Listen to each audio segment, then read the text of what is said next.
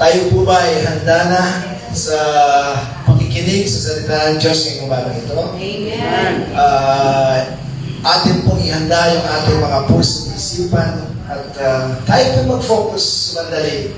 Ito yung mga 30 minutes lamang at atin pong ibigay yung best para kay Lord. Hindi lang kanina na nag-worship tayo, kundi ngayon po ay higit natin ibigay sa Panginoon yung best natin na mag-focus tayo sa Kanya.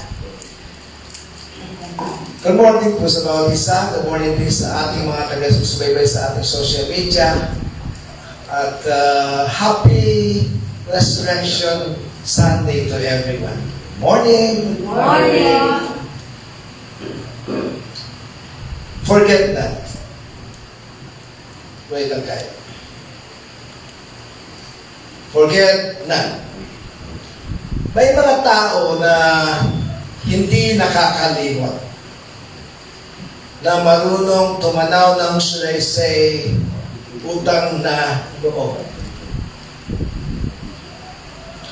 Na kapag may mga tao na nakagawa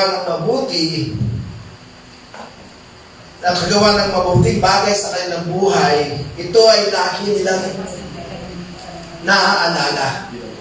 inaalala, hindi nakakalimot. People, they will never forget for the rest of their lives. Palagi nasa isip, hindi nakakalimot yung mga ginawa mga kabutihan ng kapwa-tao sa kanila. May bubungang, they will never forget for the rest of their lives. Sa buong buhay nila, yun ang tinatawag na utang na loob.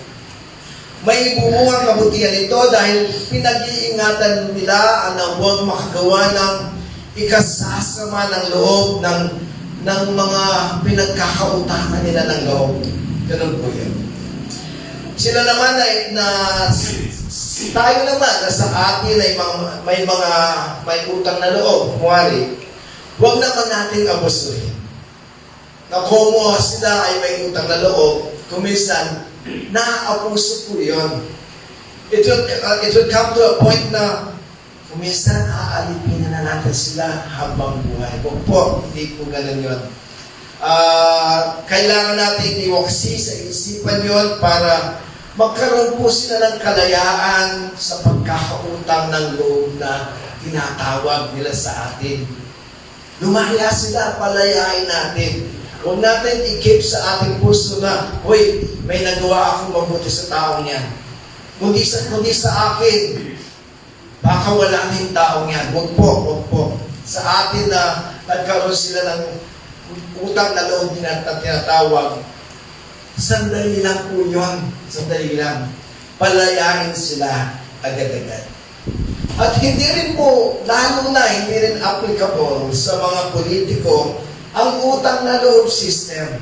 Alam ni Brother Joel ito. Na kung tinulungan ka sa kampanya at gumugol sila ng salapi, ay bibigyan natin sila ng pabor pag-upo natin. Alam niyo, kapag gano'n ang nangyayari, dito po nagsisimulang bumagsak ang isang bayan. Dito sa utang na loob system na tinatawag. Di ba? Imbis na ang bawat biyaya, bawat pagpapala ng isang bayan ay makarating sa lahat ng mga tao, lalo na yun sa mga dukha, kumisan nalilimatahan niyo kasi dahil sa utang na loob system, binibigyan natin yung mga kumampanya sa atin, yung mga nagwaldas ng pera para tayo ay makaupo. And then, after na nakaupo tayo, mas at higit ang mga hihilingin ng mga yon. So that is why, sa politika, hindi po pwede yung utang na loob system na ganon.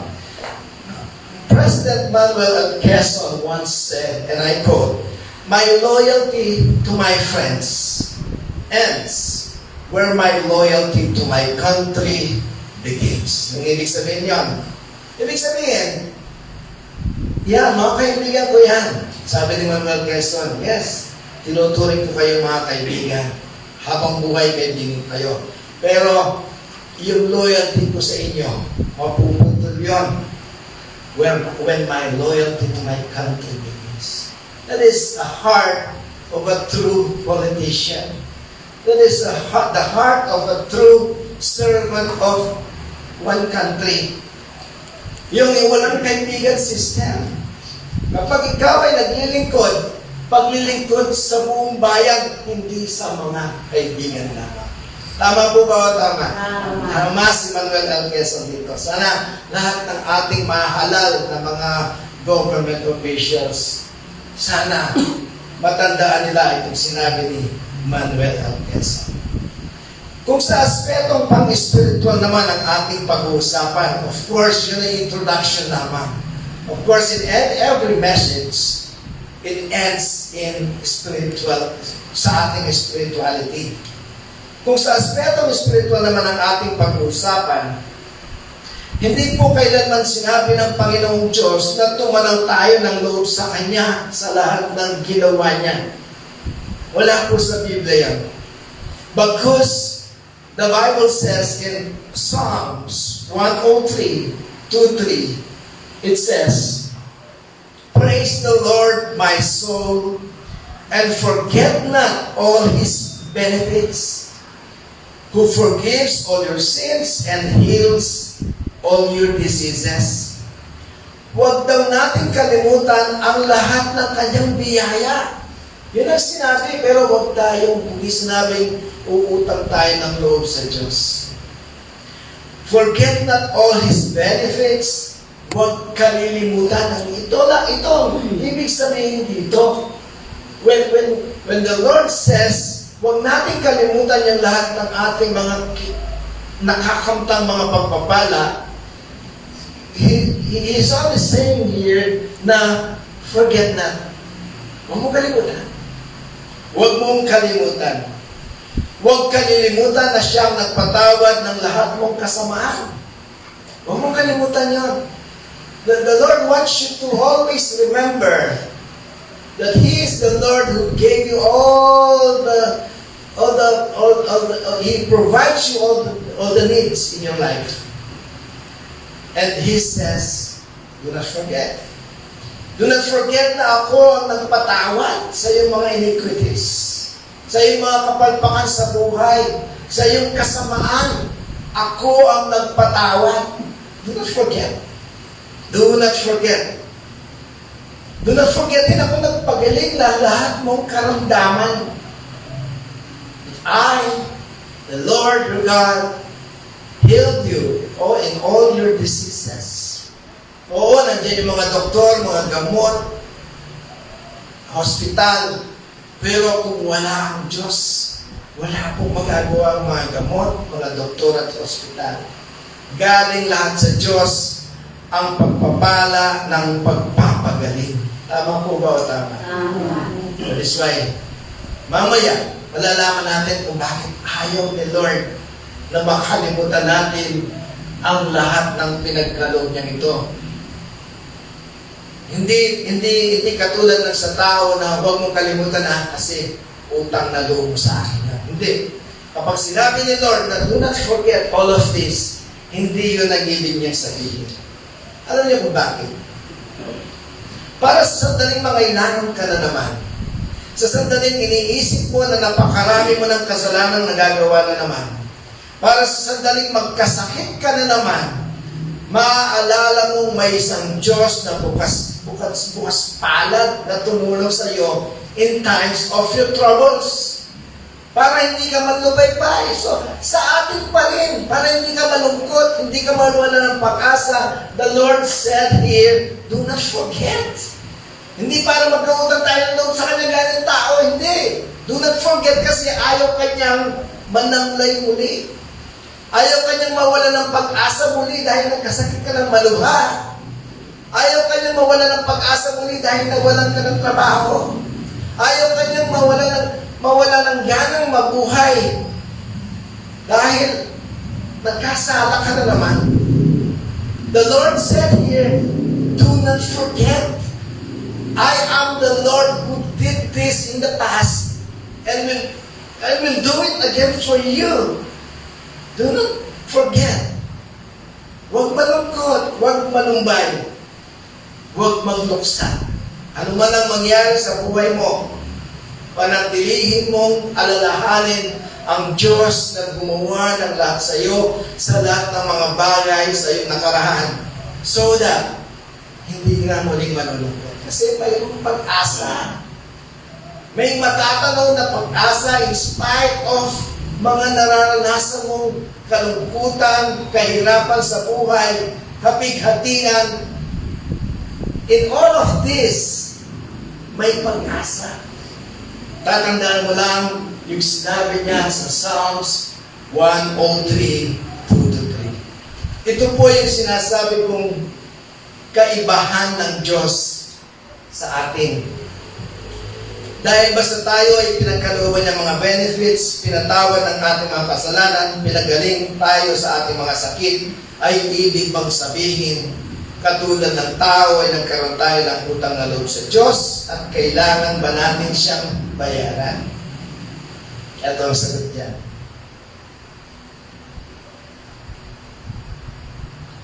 We can never outgive God. Kaya mo ba bayaran ng Diyos? Yung ating mga pag-awit-awit dito, pag-attend-attend, paggawa ng mga mabubuting bagay sa mga kapwa-tao, pwede ba natin ipagtapat sa Diyos yun? Para mabayaran natin siya ng todo sa ginawa niya sa atin? No way. Gusto mo bang makabayad sa Diyos? Todo? Gawin mo yung ginawa niya sa krus. Magpapako ka sa krus para sa kaligtasan ng maraming tao. Actually, yung pagpipinitensya, hindi po yun. Malayo yun. Malayo yung puso ni Lord sa puso ng mga nagpipinitensya. And besides, hindi po ipinagputos ng Diyos yung sakta ng sarili para mapatawad. Wala po. Wala kasi Biblia yan. Sakta ng sarili para mabawasan yung kasalanan. Wala po sa Biblia. And Jesus Christ did this only once. It is finished. Finished na. Wala nang uulit yung gawa. Wala siyang inutusan. Hoy, gawin mong mapenitensya ka para ulitin ang ginawa ko. Never in the Bible na minention, gawin mo uli yung ginawa ko para patawarin kita. Hindi ko. Hindi ganun. Ang sabi po dito, Psalms 103, 2-3 again. Praise the Lord, my soul, and forget not all His benefits, who forgives all your sins and heals all your diseases.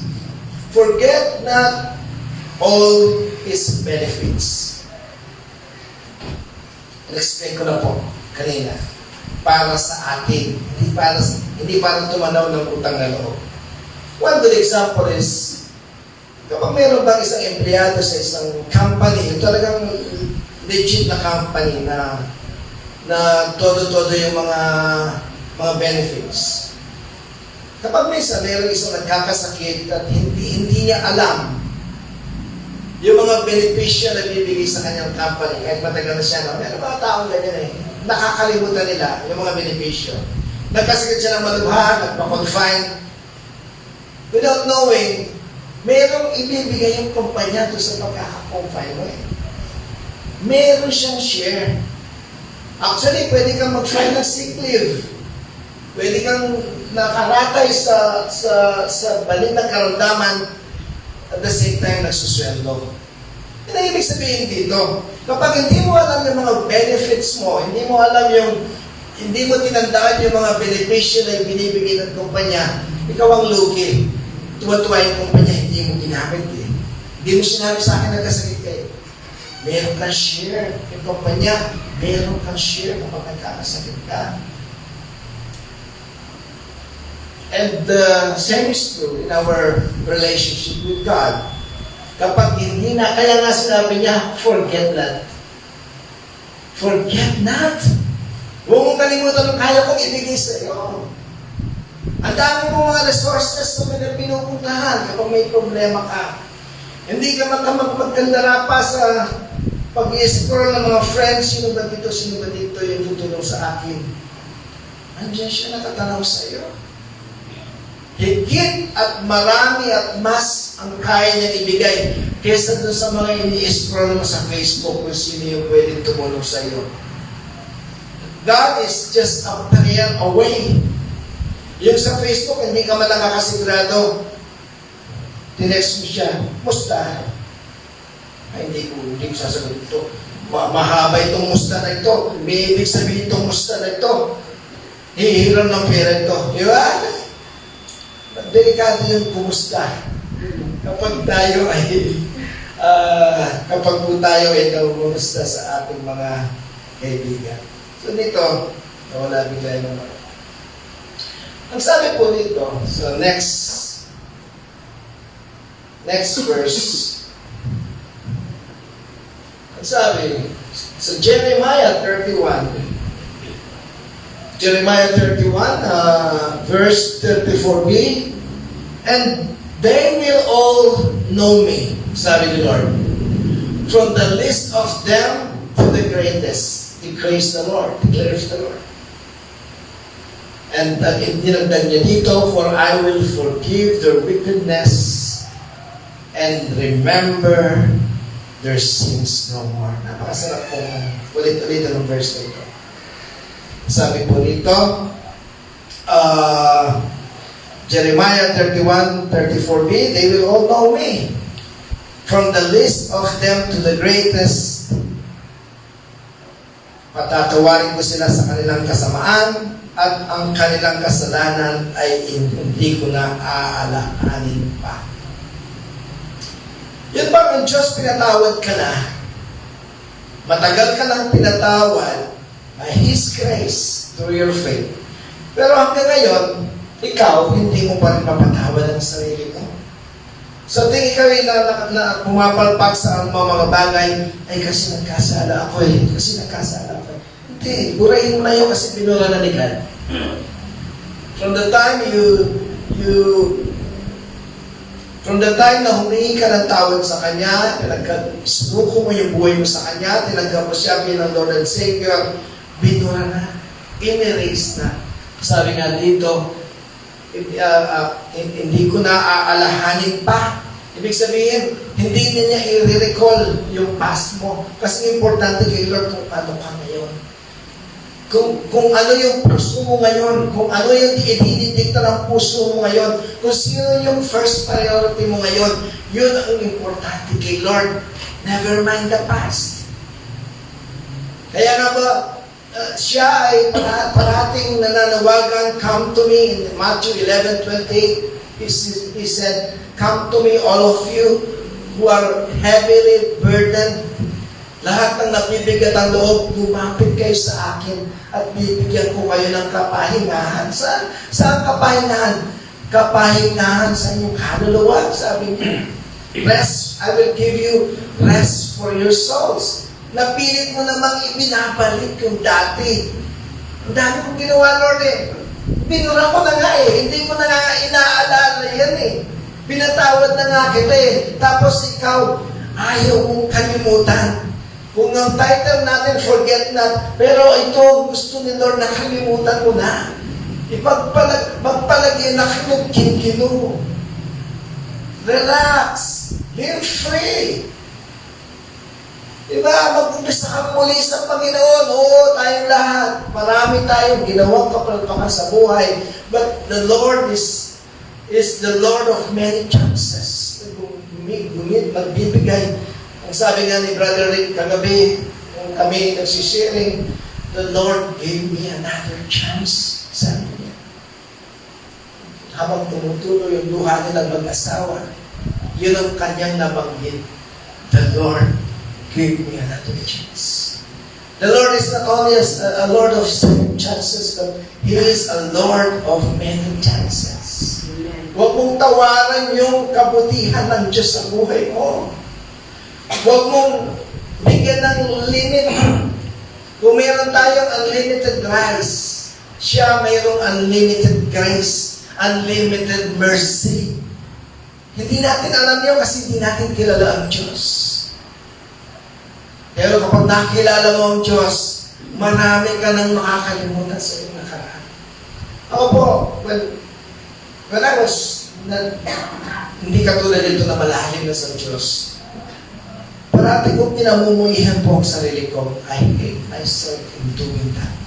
Parati ko sinasabi ko, kapag inaalala ko yung mga ginawa kong mga kasamaan sa mga kapwa kong tao, when I was young, bully po ako na rin. Sinasabi ko sa aking sarili, I hate myself, Lord. Bakit ko po ginawa yun?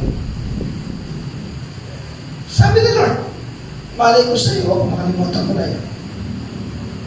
Bakit mo inaalala? Sabi nga dito, I will forgive their wickedness and will remember their sins no more. Tayo rin po, kalimutan na natin. Magpanibagong buhay.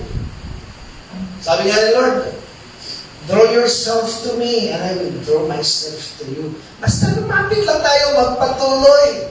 Siyang gagawa ng mga hindi natin kayang gawin. Amen po ba? Amen. Amen, oo. Walang malinis. Walang complete, perfect, holy. But in the eyes of God, kapag nag-isa na lang kayo, kapag ang puso mo nakatikit na sa puso ng Diyos, siya, ang tingin niya sa iyo, holy. Kahit hindi tayo holy sa mata ng mga tao.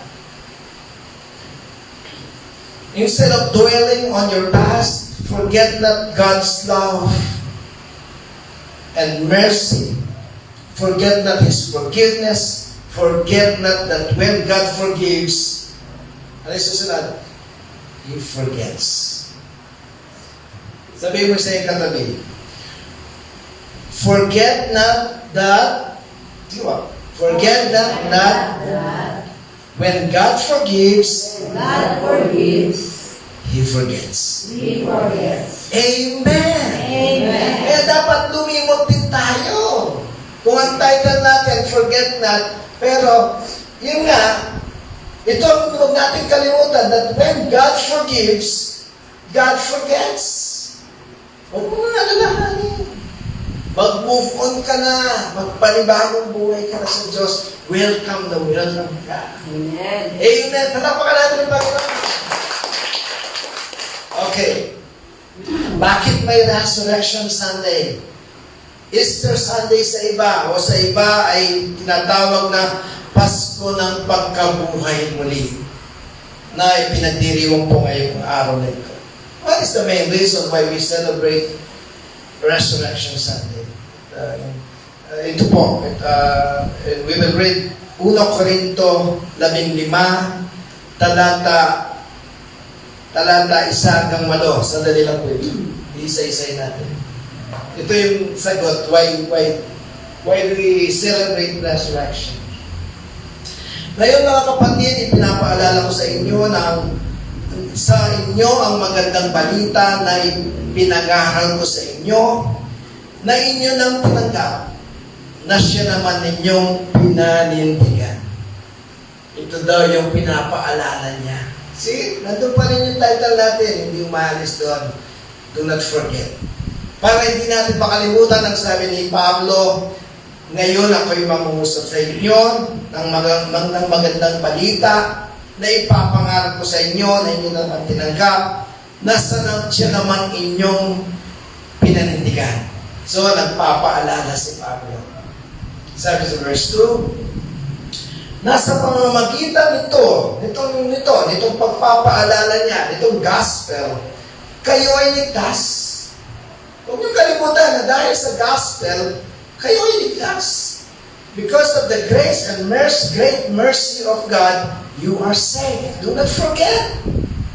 Kung matatag ninyo itong pinanghawakan, malibang kayo sumampalataya ng walang kabuluhan. Di ba may kabuluhan naman yung ating pagkikipagrelasyon kay God? Kasi may pasbali dito si Pablo,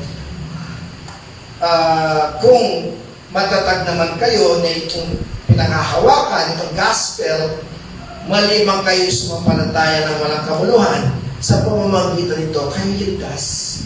Paul is reminding us this. In verse 3, ang sabi po, sapagkat ibinigay ko,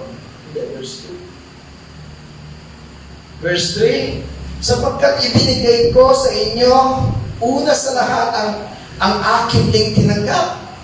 So, yung kung ano yung tinanggap natin, yun din ang tinanggap ni Pablo. Walang iba po, wala. Walang special treatment. Na si Kristo ay namatay para sa ating mga kasalanan. Yan ang pinaka-essence ng resurrection, yung gospel. Na si Kristo ay namatay para sa ating mga kasalanan. Wala na pong iba. Wala nang ibang dahilan. In verse 4 it says, at siya'y inilibing at muling binuhay ng ikatlong araw ayon sa kasulatan. Muling binuhay, mamaya makikita natin kung bakit binuhay muli. At siya'y nagpakita siya kay Cephas na aking pinsan, joke, at pagkatapos ay sa 12. See, siya nagpakita. Take note of nagpakita. Verse 5 pa lang pala tayo. Yun. Nagpakita siya kay Cephas at pagkatapos ay sa 12. Verse 6, pagkatapos nagpakita siyang minsanan sa mahigit na 500 ng kapatid. Take note of this. Noong pong nabuhay muli ang Panginoon, nagpakita siya sa more than 500 people. Mamaya malalaman natin kung bakit. Pagkatapos na nagpakita siya minsanan sa mahigit na 500 kapatid na ang karamihan sa mga ito ay buhay pa hanggang ngayon, bagaman ang iba'y namatay na. Verse 7, pagkatapos ay nagpakita. Yan, una pag nagpakita. Pagkatapos ay nagpakita siya kay Santiago, kay James. Pagkatapos ay sa lahat ng mga apostol. At sa katapusan, verse 8, at sa katapusan, tulad sa isang pinanganak ng wala sa panahon, ay nagpakita rin siya sa akin. Sabi ni Pablo. So dito po, ano yung napansin natin? Nagpakita. Bakit hindi na lamang ang ating Panginoong Yesus ay pumanhik na lamang ng langit, diretso, after the resurrection? Bakit kailangan pa niyang magpakita sa mga apostoles at sa mga mahigit na 500 katao bago siya tuluyang lumisan? Nandito po ang sagot sa 1 Corinthians 15:14 that says, and if Christ has not been raised, our preaching is useless and so is your faith. At so kung si Kristo sa Tagalog ay hindi na muling binuhay, ang aming pangangaral, yung pangangaral ko ngayon, ay walang kabuluhan. See? Yung pala yun. At ang inyong pananampalataya, bawat isa sa inyo, ay wala ring kabuluhan. Kasama ang kanyang mga manunulat ng bagong tipan sa mga taong pinili ng Diyos para makita ang risen Christ. Anong dahilan? Bakit siya nagpakita? Ang dahilan para isulat nila at ipahayag para makita ng lahat ng mga tao, lahat ng sanin-lahi hanggang sa ating mga lahi ngayong panahon ito. Na ang ating Diyos na ating sinasamba ay buhay. Na siya lamang ang bukod tanging namatay at nabuhay muli. Marami na pong mga nagtangka na magpakilalang sila ang Diyos. Marami na. Hindi ko sila papangalanan. Marami na in the past. Even in the present. Maraming nagsasabing sila ang Diyos. Pero ang lahat ng mga nag-claim na sila ang Diyos, namatay lahat. Ano yung pagkakaiba ni Kristo? Hindi sila nabuhay muli. Kaya habang sabi dito, kung ako na inyong si Jesus na pinanirahan ng banal na Espiritu ng Diyos ay namatay at hindi na muling nabuhay, and then my preaching will be useless. And so is your faith. So, meron bang kabuluhan yung ating mga pagsamba every Sunday? Meron kasi nabuhay siya muli. nabuhay muli ang Panginoon. At ito, kaya siya nagpakita sa maraming mga tao, 500 mahigit, para sila ay maging witness. Para sa atin na makakabasa nito ay madali pong maniwala at manampalataya na ang ating Panginoong Yesus ay nabuhay, namatay, at nabuhay na muli. Amen po ba? Amen. Amen. Nangyari ito para parating maaalala natin at hindi na mapawawaglit sa ating isipan na ang ating si Kristo Jesus na sinasampalatayanan na nagligtas ng ating mga kaluluwa at tumubos sa ating mga kasalanan is the true God, the true Savior, the true Lord, the true King, the true Holy Spirit na nasa ating mga puso that will live in us forever and ever. Amen. Amen po ba? Amen. Amen. Same is true. Sige, malapakan natin ang Panginoon. Same is true. Bakit tayo may Pasko every December 25? Bakit may Holy Week na tinatawag? Bakit may mga piyesta opisyal na tinatawag? Bakit tayo may service every Sunday? Bakit may isang araw na itinalaga para tayo magpahinga? Bakit may Biblia? Bakit tayo nananalangin? All of this boils down to one verse, to one answer. So that we may never forget. Ang lahat ng ito, yung Sunday service, yung Bible, lahat ng aking binanggit, all of this boils down to one answer, so that, yung ating title, so that we may never forget. So that we will always remember what the Lord has done for us. So that we will always remember that God is the true God that will live in us forever and ever. Sabi po dito na palagi nating binabanggit every communion, 1 Corinthians 11:24-25, and it says here, and when Jesus Christ had given thanks, nung hawak-hawak na niya yung tinapay, and He broke it, and He said, nung hawak niya yung tinapay, ang sabi niya, this is my body, which is for you. Ano yung binunto niya? Do this in remembrance of me. This is the main reason why do we celebrate Communion Sunday, every first Sunday of the month. Actually po, wala namang sinasabi in the Bible that only once a month. You can do it every Sunday. Why not? Pero wala namang sinasabing masama kung once a month. So ginagawa natin ito once a month. Sinabi lang ng Bible, huwag natin itong gawin ng hindi sagrado. Kasi nawawala yung pagkasagrado nito, mawawala rin yung bisa ng ating pag-celebrate ng communion. Pero ang sabi po dito, ang pinaka-importante, kaya ginagawa natin yun, kaya pinagawa sa atin. Actually, the Bible says that gagawin natin yung communion hanggang sa siya ay bumalik muli. So walang patid na gagawin natin yung communion. Bakit po? Ito yung pinaka-reason. So that we will always remember Him. Okay. Verse 25, it says,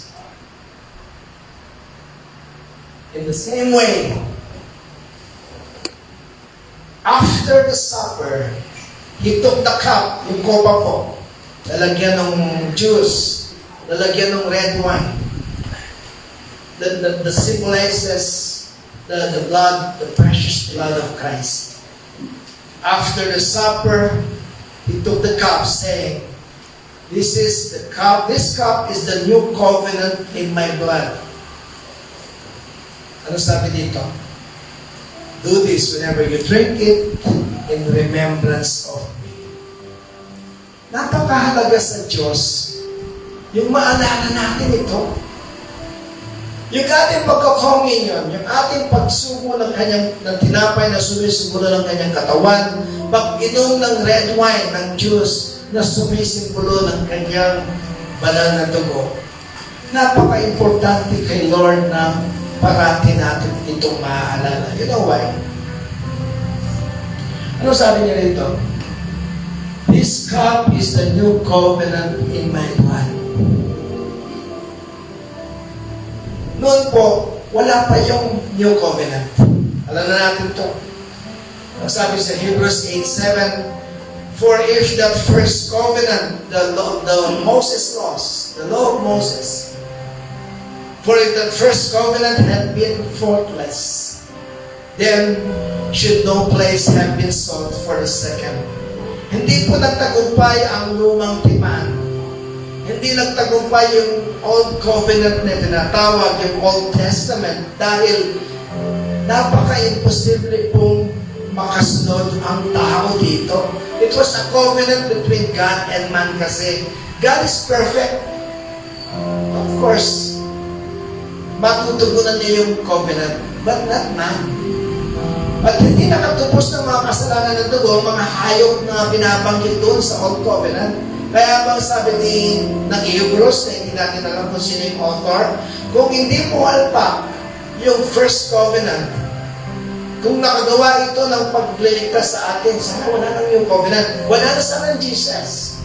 Wala nang resurrection. Wala nang Pasko. Niligtas na tayo ng Old Testament pero hindi. Ang sabi, kaya nga ba may bago?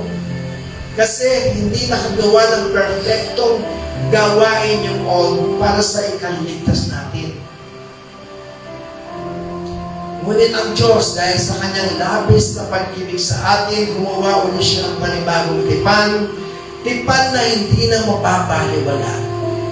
The new covenant is not anymore between God and man.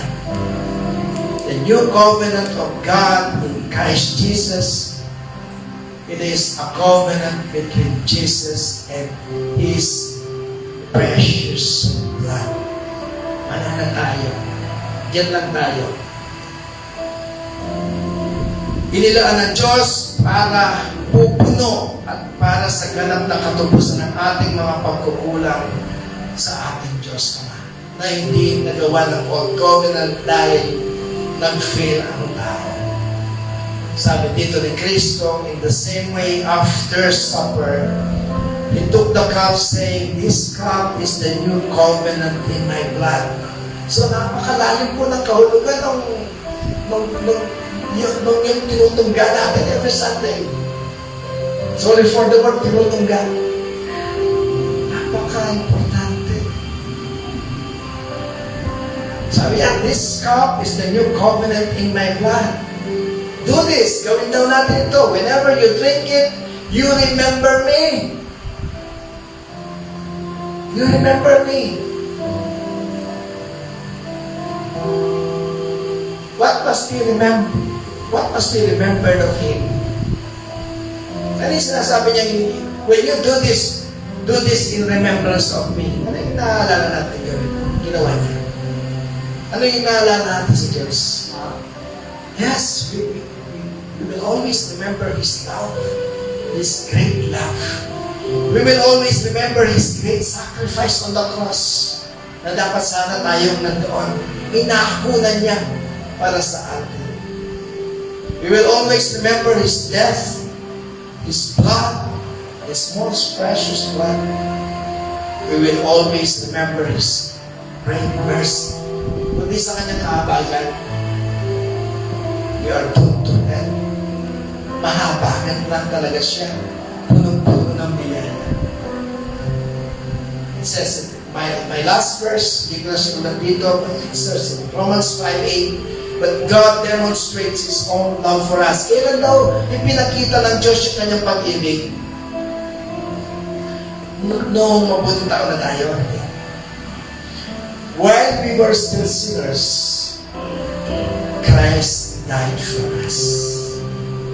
Doon niya ipinakita yung kanyang dakilang pag-ibig kung tayo ay makasalanan pa, namatay siya para sa atin. And God, today, this morning, March 31, 2004, God is saying to you, always remember, do not forget, whenever you take the communion, you do that in remembrance of God, of what God has done for you. Amen po ba? Amen. Talapakan po natin ito.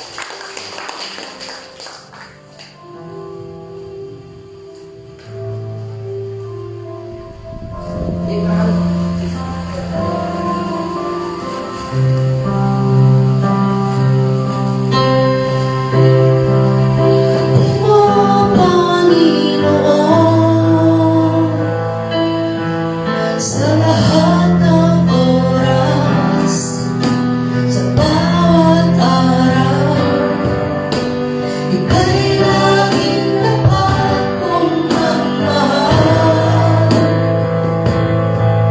Ang iyong kaawa ay magpawalang hanggan. Pinupuri, sinasamba kita. Dakilang Diyos at Panginoon, tunay kang ika'y walang katulad, tunay kang ika'y di nagbabago. Mabuting Diyos na sa akin nagmamahal.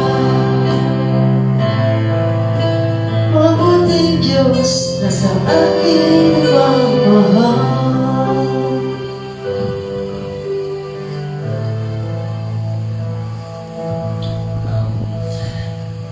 Forget na. Kalimutan na lahat. Huwag lang yung mga ginawang mabuti ng Panginoon sa buhay natin. No? When you focus sa positive side, hindi mo kaya na makalimutan ng mga ginawa sa ng Diyos. Kapag ba nahihirapan tayo, it means ahayaan na lang natin o makakalimutan na lang ba natin yung mabubuting ginawa niya sa buhay natin. Huwag natin isipin na ganun na. Dahil ito, isa sa paraan ni Lord para ma-attach yung faith natin, yung believe natin sa Kanya. Sabi sa Proverbs 4:23, be careful of what you think, your thoughts run sure. No?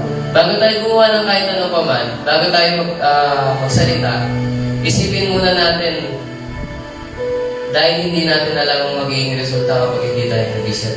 Sabi nga dun sa nabasa kong sa Law of Attraction, where you focus your mind, time, effort, it creates result. No?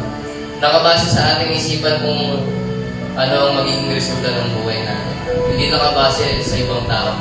Nakabase sa isip, sa galaw, at sa kung ano man yung ginagawa natin sa pang-araw-araw. Doon tayo nakabase, hindi sa iniisip ng ibang tao sa atin. Amen.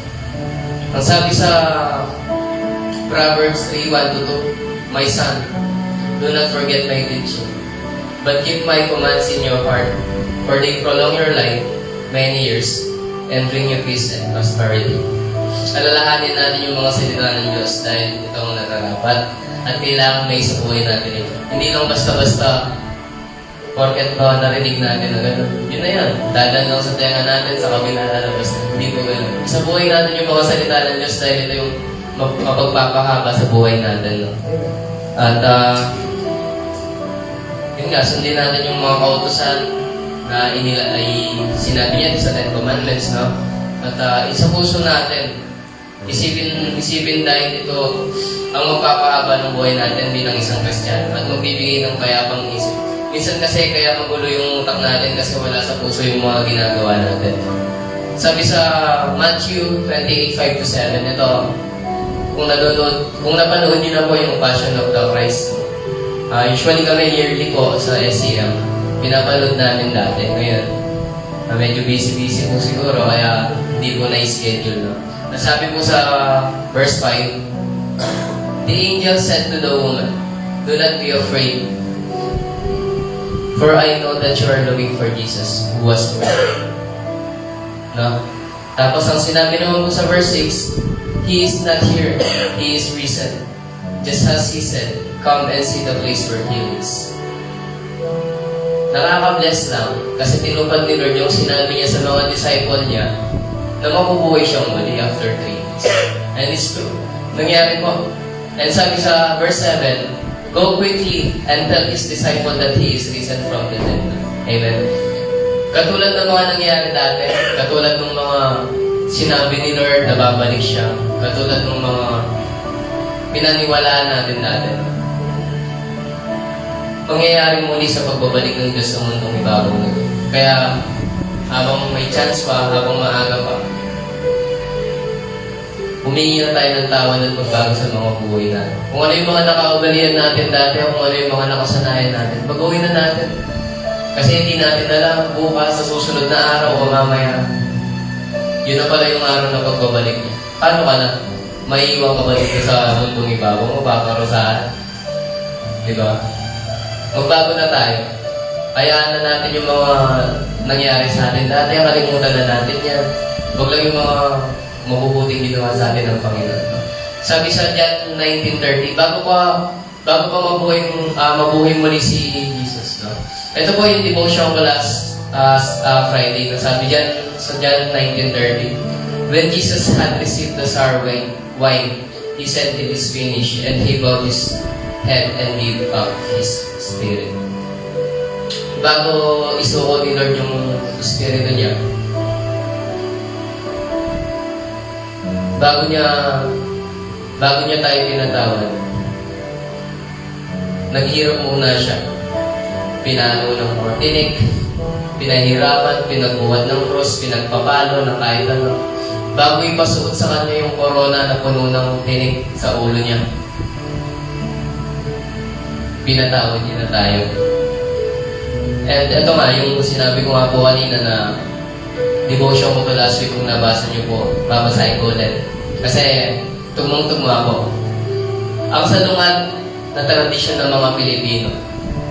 Maraming mga tao ang nakikiunlok o gumaganap nito, pero hindi nila alam na mali. Ang kanilang mga pinagagawa, they only know that they're doing is to remove their sins and God will forgive them.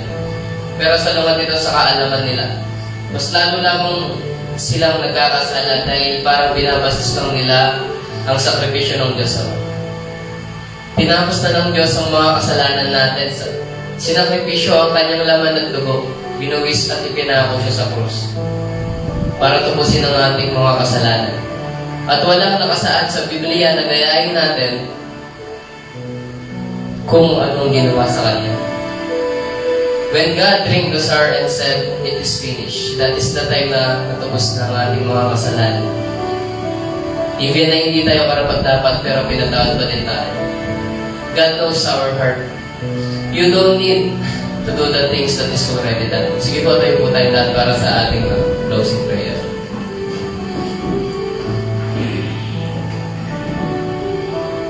Yes, hallelujah.